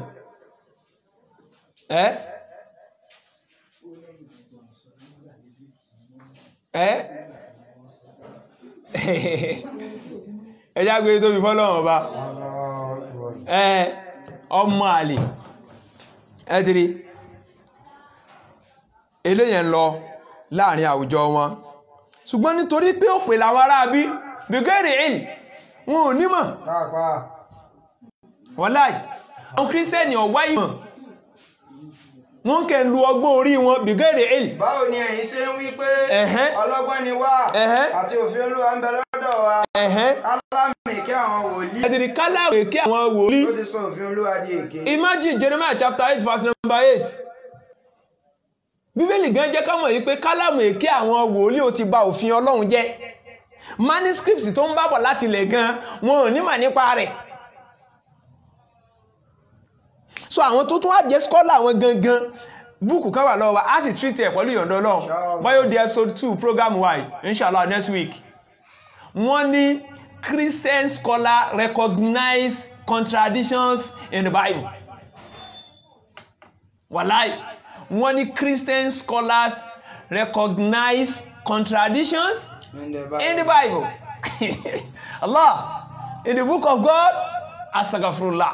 Bẹ́ẹ̀ sì nílò tọ́, èmi personally, I'm a student of Hebrew. I consider myself as a student and Greek language. I find a lot of errors, fallacies, contradictions, fabrications in the Bible. No less than 50,000. More than 50,000. More than 50,000. Wọ́n kò bọ́lọ̀ gé olè. Ẹ̀dìrí. More than 50,000. Fàyọ̀kíró sẹ̀mọ́. Now, wọ́n ti ń tẹ̀síwájú nínú ọ̀rọ̀ wọn. Àti àwọn other books míì náà tó wà lóríṣiríṣi tí àwọn kírísítẹ́nì ṣe kíni tí wọ́n ń lò. Kò sí kírísítẹ́nì kíní kan wà táwọn ń pè ní tẹ̀hìlìm. Tẹ̀hìlìm yìí nínú Hebrew text tó ń bá fẹ́ kọ́lẹ̀ wọ́n máa pè ní tava. Tava yẹn the last alphabet of Aramaic of Hebrew language. Tava alphabet tó gbẹ̀yìn ẹnu. Tava hi lamde yudo mim sovet. Ẹ̀dìrí òun ni wọ́n pè ní Psalm. Ẹ̀dìrí Psalm kìí ṣe the book of Psalm táwa mọ́ wílé ní.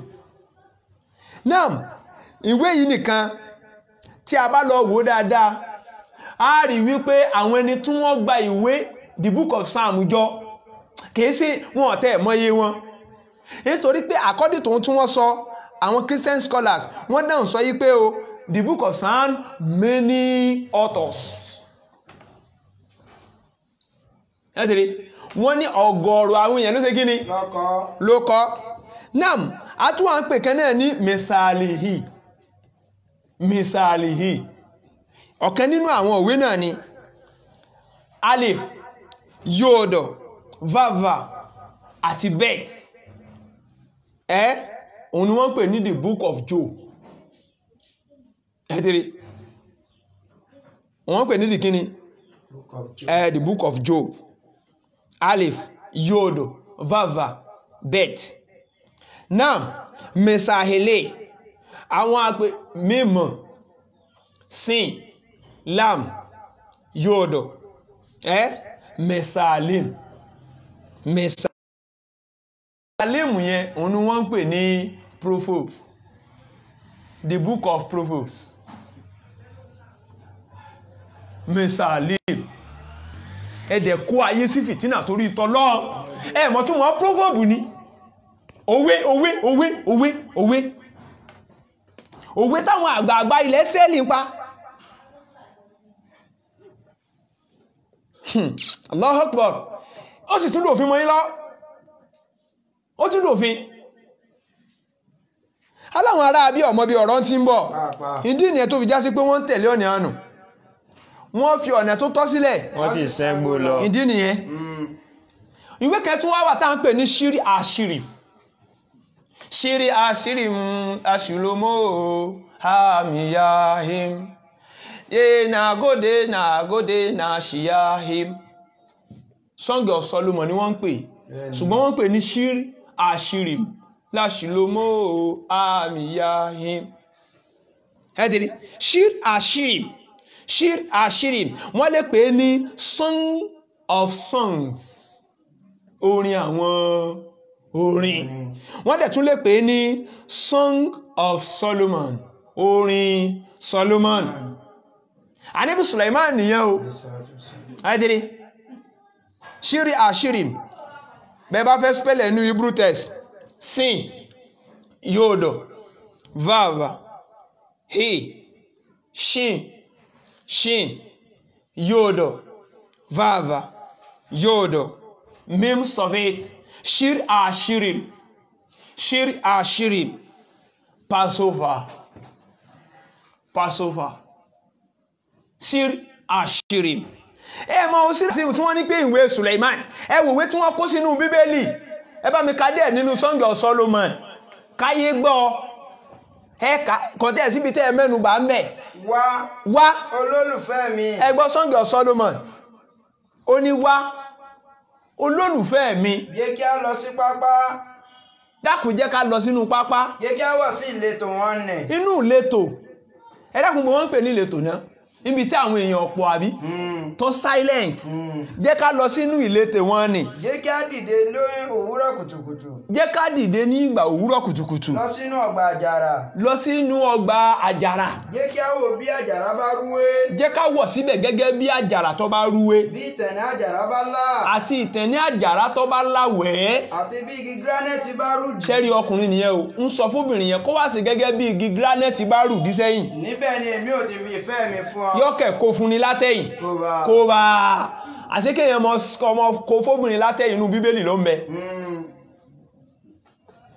ẹ̀rí Song of Solomon chapter 7 kọ́ yẹn bẹ́ẹ̀ni kò síbi kan tẹ́ ká bẹ́ òun wọ́n pè ní ṣírí àṣírí lọ ṣùlọ́mọ́ ẹ̀dẹ́gbẹ̀ ìwà ìdí abilaka ìlérè ọlọ́run gbọ́dọ̀ fi ilé ìrìn ànẹ́bì kan sórí ilẹ̀ ó ti bá ti wájẹ́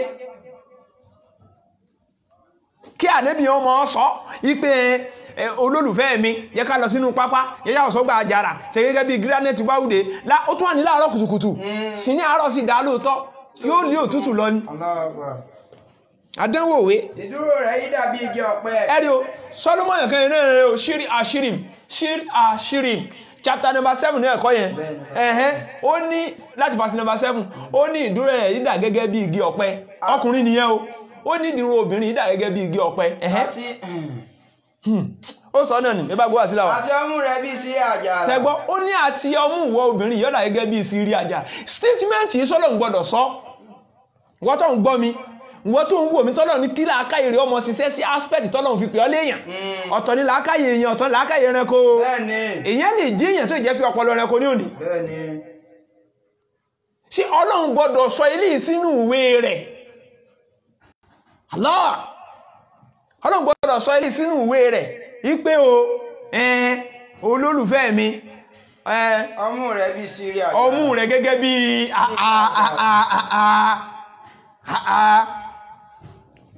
check your brain my dear brother àpọ̀lẹ̀ rẹ̀ ń kó mo ní èmi ò gbọ́n ọ̀pẹ lọ ṣé tí ọkùnrin wà ní obìnrin yẹn ọmú rẹ̀ méjèèjì dà gẹ́gẹ́ bí sírí àjàrà ó wà ní ṣùgbọ́n òun ó gungi ọ̀pẹ lọ èmi ó sì di ẹ̀ka rẹ̀ mú ṣé tí bọ́ ẹ̀ka tóbìnrin ní méjèèjì yẹn yọ́kẹ́ dì méjèèjì mú báyìí ni pẹ̀lú nísinsìnyí ó ní pẹ̀lú nísinsìnyí o ọmú rẹ̀ bí abo àgbọ̀nrín ṣé tí bọ́ Sọ́lọ́run náà ní sọ gbélé ó ní ọmú rẹ̀ gẹ́gẹ́ bí abo àgbọ̀nrín imagine ọmọ obì kọ̀tẹ́ sínú ta fẹ́ fi ẹnu ṣe gíní ta fẹ́ fọ́ bẹnu pè ẹ̀dẹ́kùn Sọ́lọ́run náà ní rìfẹ́lẹ̀ ilé fún Sọ́lọ́mọ́nù ní àbíbáwo àbọ́rú èèyàn wọnú ọ̀rọ̀ Ọlọ́run ayé sọ fún wa Quran Surah Nisa chapter 4 verse number 82 afala yatadabbaruna al-Qur'ana walau kana min indi ghayrillah lawajadu fi ikhtilafan kaseera Ọlọ́run bá ní pé afala yatadabbaruna al-Qur'ana ẹ ronú ẹ jẹ́ kó rí yín ó pé kẹ́ wòye sal-Qur'ani ní walau kana min indi ghayrillah tó bá yẹ kó wá látọ̀dọ̀ ẹlòmí yàtọ̀ sọ́dọ̀ ọ̀dọ̀ Ọlọ́run bá ní lawajadu fi ikhtilafan kaseera Ọlọ́run lè bá ti rí ọ̀pọ̀lọpọ̀ àṣìṣe mẹ́ ọ̀rọ̀ burúkú tá ń kà jáde Ọlọ́run lè bá ti rí mẹ́ wàláhì kò sí ọ̀rọ̀ burúkú ẹyọ kan nínú Kùránì ìwọ́n tó bá rí mẹ́ tẹ́sítẹ̀ síbẹ̀ yẹn a ní tí kó mi tá fi reply ẹ̀ ọ̀rọ̀ burúkú ẹyọ kan Ọlọ́run kó mọ́ sọ wá nù ẹ ti wá rí so but nítorí pé àwọn èèyàn wọn ò lóye wọn ò nímọ̀ so ọ jẹ́ kí wàhálà yẹn kọ́pọ̀ fún wọn Ruth ọ̀kan nínú àwọn òwe tó ń pè ní the book of Ruth òun lòun náà wọ́n pè ní Sabohot ẹ́tẹ́rí Sabohot nínú wọ́n pè Sabohot ìwé Ruth nìyẹn ẹ̀ha ẹ́tẹ́rí ẹ̀ha yẹn ni wọ́n pè ní lamentation lọ́dọ̀ tí wọn náà nínú Hebrew text holy text in text spẹ́lì root mọ́ rich àti òun dáná rich vava àti tava àti root book of Ruth wọ́n pè ní Sabohot now lamentation ẹ̀ha amari alif yod kaf àti hi ẹ̀ha gẹ́gẹ́ bó ṣe wà lákọọ́lẹ̀ náà kọlẹ̀tẹ̀ tí wọ́n pè ní ecclesiastes amari kof tabari kof tán hi lamd tava mọ́ sí ń pè náà ni sọ̀kọ́tẹ̀ àwọn kọlẹ̀tẹ̀ bẹ́ẹ̀ kò sí bẹ́ẹ̀ sí lè pé Easter book of Easter Aleph Kof àti mari Dava àti Resh wọ́n pè ní Purim èyí tí wọ́n pè ní Easter lọ́dọ̀ tí wọ́n ẹ mọ̀ ìyá mi other books àwọn ìwé mi tẹ́tù rí òun náà ní the book of Daniel ẹ tún máa rí Daniel ẹ máa rí Esra ṣẹ́dírí Daniel yìí nínú Hebrew text kí ni wọ́n pè dalet nunu yodo alef lam Daniel dalet wọ́n pè yẹn dáadáa inú gbogbo ohun tó mọ́ pronounce jáde nínú Bíbélì according to me ní chapters tó wà mẹ́ Daniel wọ́n pè dáadáa bó ṣe wà ní text tí wọ́n gba àwọn yòókù wọ́n sì pè tó pọ̀ wọ́n ti pè tó pọ̀ Daniel ẹ lọ wo inú Hebrew text dalet nun yodo alef lamde àtìrí bó ṣe wà nìyẹn Esra wọ́n pè ní book of Esra or book of Nehemiah wọ́n ní ó ṣeéṣe kọ́ pé Esra àti Nehemiah wọ́n jọ pawọ́pọ̀ kọ́ èmi kọ́ ni mo sọ àwọn tí wọ́n jókòó láti tò ìwé yẹn jọ gangan ọ̀rọ̀ ẹnu wọn ni ṣùgbọ́n Esra yìí wọ́n ní àárín ohun tá ń pè ní kíni o zain ain resh alif nínú ọ̀rọ̀ wọn náà yaomiro difaha yaomiro òun ni wọ́n ń pèrò ní chronicles ẹ̀dìrí chronicles amari dalet amari het amari rech amari yodo amari hi amari yodo amari mim amari yodo amari mim sovet wọ́n pè ní kíni o rare yahomeo tán pè ní kíni o Chronicles náà ìyẹn rí bẹ́ẹ̀ gbogbo àwọn textbook tí à ń ṣe lálàyé fún wa yìí mo fẹ́ kẹ́ jẹ́ ká mọ́ lọ wo àwọn àlàyé yẹn ní o kẹ́ bá lè mọ̀ yí pé mi ò add mi ò sì delete bẹ́ẹ̀ sì ni mi ò fi kún eléyìí ni àwọn ẹ̀rí ọ̀rọ̀ tí a mú wá fún wa ẹ̀yin ọmọ ìyá mi nínú ẹ̀sìn wa pẹ̀lú yọ̀ǹda Ọlọ́run eré ètò yìí náà látùmọ̀ bára wa inshallah bí kúrátìlá ní ọjọ́ mẹ́jọ ṣùgbọ́n kí n tó lọ mo fẹ́ fi nǹkan kan lẹ̀ fáwọn tí ó pàdé wa lórí ètò ní ọjọ́ mẹ́jọ àwọn nǹkan kan wà tó yẹ kó máa bẹ fún ọmọ èdè ènìyàn tọ́lọ́run bá ní kọ́pọlọ rẹ̀ ó pé Ọlọ́run sọ̀rọ̀ kan nínú Al-Qur'anil Karim inú Suratu Baqarah chapter number 2 verse number 269 yu'til hikmata man yasha wa ma yu'tal hikma faqad utiya khayran kaseera wa man yazakkaru illa ulul albab Ọlọ́run yu'til hikmata man yasha ẹni tó bá wèmí Ọlọ́run ọba ní máa ń fún ní ọgbọ́n ń fún lọ́pọlọ tí èyàn fi gbọ́ nǹkan tí ó sì yé wa ma yu'tal hikma ẹni tí wọ́n bá fún lọ́gbọ́n faqad utiya khayran kaseera ó ń tọ̀ òun ti fún lọ́gbọ́n tó pọ̀ yazakaru ila ulul albab Ọlọ́run nílé yóò ní tó bí kò ṣe fún ẹni tọ́lọ́run ní kórìírí ó pé ẹni tọ́lọ́run ní kórìírí ó pé nìkan ní làákàyè rẹ̀ ó ṣe déédéé nǹkan tá à ń ṣe kíni tá à ń sọ fún bá ọlọ́gbé ènìyàn sọ̀rọ̀ máa ìrí ẹ pé inú Proverbs ní chapter number 9 kọ́ yẹn ni verse number 9 to 10 Proverbs chapter 10 verse 9 to 10 ó ní bá ọlọ́gbọ́n ènìyàn sọ̀rọ̀ òun ó sì mọ ọgbọ́n sí i yóò mọ ọgbọ́n sí i bá olótìtọ́ ènìyàn sọ̀rọ̀ èèyàn tó jó lótìtọ́ èèyàn bá sọ̀rọ̀ yóò sì mọ fẹ́ ọ yóò sì mọ fẹ́ràn rẹ̀ ètè ọlọ́gbọ́n tẹ ìmọ́lẹ̀ ó ní ètè ọlọ́gbọ́n yóò tẹ̀ mọ́lẹ̀ ni ṣùgbọ́n àyà sí wèrè ẹni ó ti sí èrè yóò lè koko ni kò ní fẹ́ gbọ́ òótọ́ bẹ́ẹ̀ sì la nídìí ká láti sọ òótọ́ fúnra wa mo wá fẹ́ lé nǹkan kan sílẹ̀ a sọ Kùránì náà o a ṣàlàyé Kùránì bó ṣe rìn pẹ̀lú yọ̀ǹda Ọlọ́run tí ó sì ní rú wa lójú kíní kan mọ́ kẹfẹ́ kọ́ mọ iye ọmọ ẹ̀dẹ́ ènìyàn Àlùkùránì ò sínú tẹ́lẹ̀ ṣe ń dààmú fún láti mọ̀ pé sọ̀rọ̀ Ọlọ́run ni àbí sọ̀rọ̀ Ọlọ́run kò sí tẹ́sì tó gbé Kùránì sí tòní bá mẹ́ ìyìn tí rí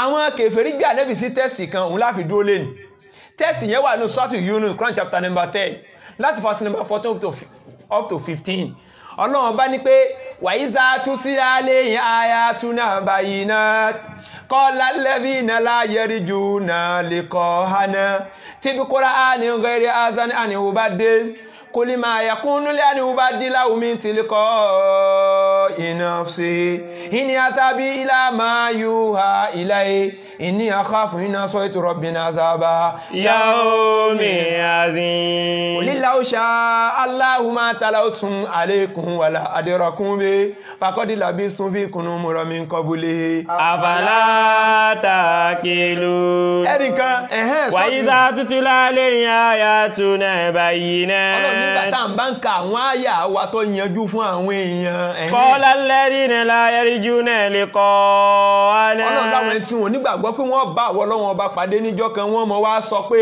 itbil Qur'ani ghairi hadha ubaddil. wọ́n pe tebe Qur'ani ghairi hadha ani ubaddil. Ǹjẹ́ Muhammad tíbi Qur'ani ghairi hadha ani ubaddil múrù Qur'ani mi wá tàbí kó yí ètò sọ yípo kò ṣe dédé ara tí wá jàre. Qul ma yakunu li an ubaddilahu min tilqa'i nafsi. Ọlọ́run nílẹ̀ Ànábì mọ́ sọ wípé kò tọ́ sí mi Muhammad sallallahu alaihi wasallam pé kí n yí ọ̀rọ̀ Ọlọ́run ọba kó fún alára mi. Ẹ́dìrí àríyàn fi ń sọ fún wa àwọn èèyàn fẹ́ ká Ànábì yí ọ̀rọ̀ Ọlọ́run ọba kó kò síbì kankan tí Ànábì sallallahu alaihi wasallam ti polongo ara rẹ̀ nínú Kùránì. Ẹni ọba rí gómi hàn Iná tabi'u ila ma yuha ilayya. Tọ́lọ̀ ẹ̀dì iní àtàbí ila ma yuha ilayya. Ohun tí wọ́n fi sí mi lẹ́nu, ìmísí mi, ìsọ̀rọ̀ sí mi, ìrìn sí mi, ìjẹ́ sí mi, àṣẹ́tẹ̀rí tí wọ́n tẹ̀lé yẹn, ilayya wáháyó, ìmísí tí wọ́n fún mi ní, ìní akhafu iní asaytu rabbina azaba yawmin adhim. Èmi ń bẹ̀rù ya ọjọ́ tó le kókókó pé kí n yí ọ̀rọ̀ Ọlọ́run ọba kókó mi ó gbé sí. Allah. Qul law sha'a Allahu ma talawtu alaykum wala adrakum bi. Fásì yìí gan ó ti tún fún ẹni tọ́lọ́run ní kórìírí ó pé lẹ́yìn tẹ́ tí mú fásì mi wà ní Al-Qur'anil Karim. Ẹ̀rí wọ́n fẹ́ ká níbi yí ọ̀rọ̀ Ọlọ́run ọba po àníbi wọ́n sọ fún wa pé kò tọ́ sí mi kí n yí ọ̀rọ̀ Ọlọ́run ọba po ìní atábílá máa yuha ilayya ìtẹ́lẹ̀ nǹkankan mi bí kò ṣe ìmísí Ọlọ́run ọba tó fún mi ìní akhafu iná asaytu rabbina azaba yawmin azim. èmi bẹ̀rù ọjọ́ ìyà àkókò ọjọ́ fìtínà ọjọ́ tẹ́dà ọkà ó pín níwájú Ọlọ́run tí ó jẹ́jọ́ ohun tó fi lé ayé rẹ̀ ṣe à ń sọ fún ọ pé Ìsìlámù lẹ̀sìn ó sì rẹ́ dáadáa. Wa ma yantiqu anil hawa in huwa illa wahyun. Quran 53 nìyẹn verse number 3 up to 4. Ọlọ́run lánàá bí ètò ẹ̀rẹ̀ lè fẹ́ ẹnu wọn bá ní ó sọ ní ọ̀sọ̀ mísà bá fún ní ọ̀sọ̀ jáde.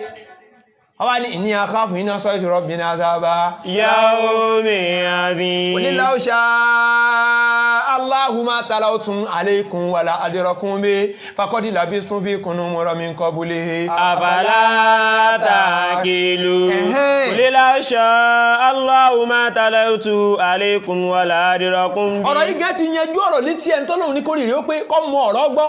Qul law sha'a Allahu ma talawtum alaykum wala adrakum bi tó bá ṣe pé Ọlọ́run ọba bá fẹ́ ni kò ní rán èmi Muhammad ẹlòmíì ni ó tún sàlẹ́sà tí ọ̀ràn ẹ́dìrí oní kò ní láó ṣá tó bá ṣe pé Ọlọ́run nílà lóyìn mọ́ sọ pé tó bá ṣe pé Olúwa rẹ bá fẹ́ ni ẹlòmíì ni ọba yẹn kọ bá ti rí yẹn wọ Muhammad faqad labistu fikum umran min qabli afala taqilun. faqad labistu fikum umran min qabli afala taqilun. Bẹ́ẹ̀ mi Muhammad ti lògbà tó gùn láàrin ẹ̀yin Lárúbáwá tí ì sì sọ pé Ọlọ́run rán mi níṣẹ́ kankan 40 ọdún l'Ànábì lò tí Ànábì ó sọ pé Ọlọ́run rán mi ní kankan.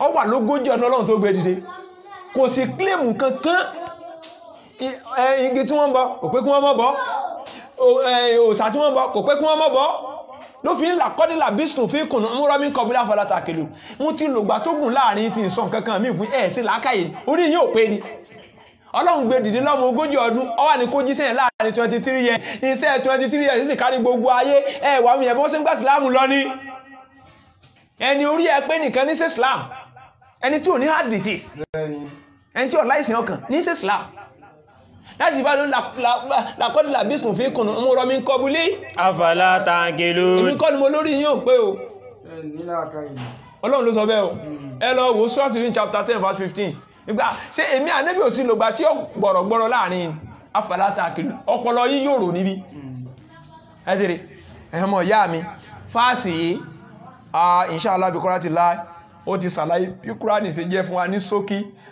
tó bá di ọjọ́ mẹ́jọ ní déédé aago 4 àbọ̀ báyìí náà ẹ mọ̀ bá a pàdé lórí ètò wa tí a pilẹ̀ lénìí tá a pè ní the different the similarities between Quran and Bible tí mo ní ní other word similarities and the differences between Quran and the Bible. Inshallah bi Quratillah a máa tẹ̀síwájú lérí ètò náà ní ọjọ́ mẹ́jọ mo bí Allah subhanahu wa ta'ala èyí tá a sílé ní mọ́jà fi sásí mọ́. Àmín. Ẹni tó bá fẹ́ pè wá sórí nọ́mbà lẹ́yìn ètò ẹ lè pè sórí 080 78 23 68 76 lẹ́ẹ̀kan sí 080 78 23 68 76 MTN line wa 081 47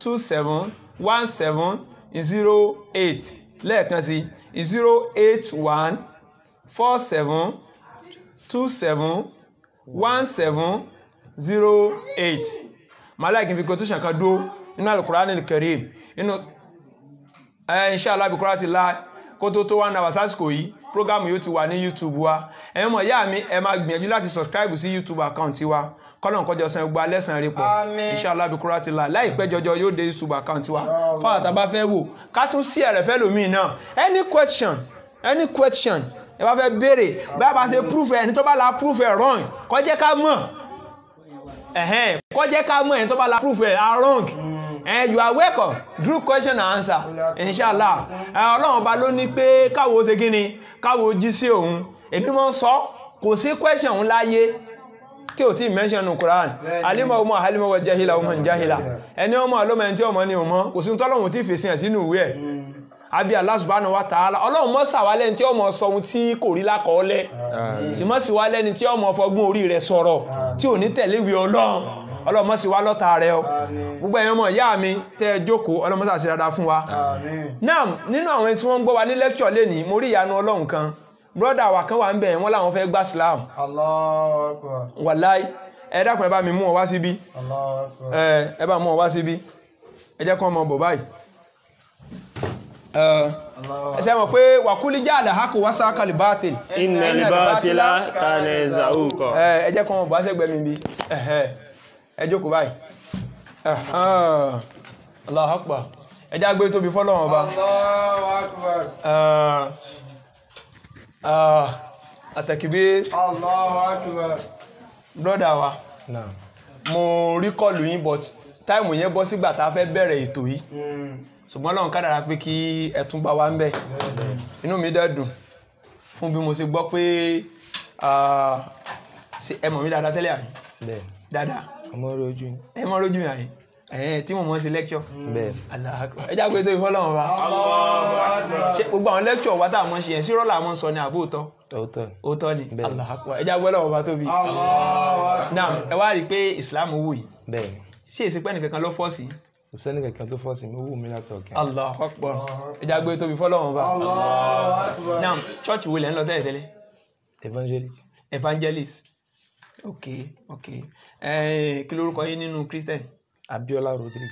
Abiola.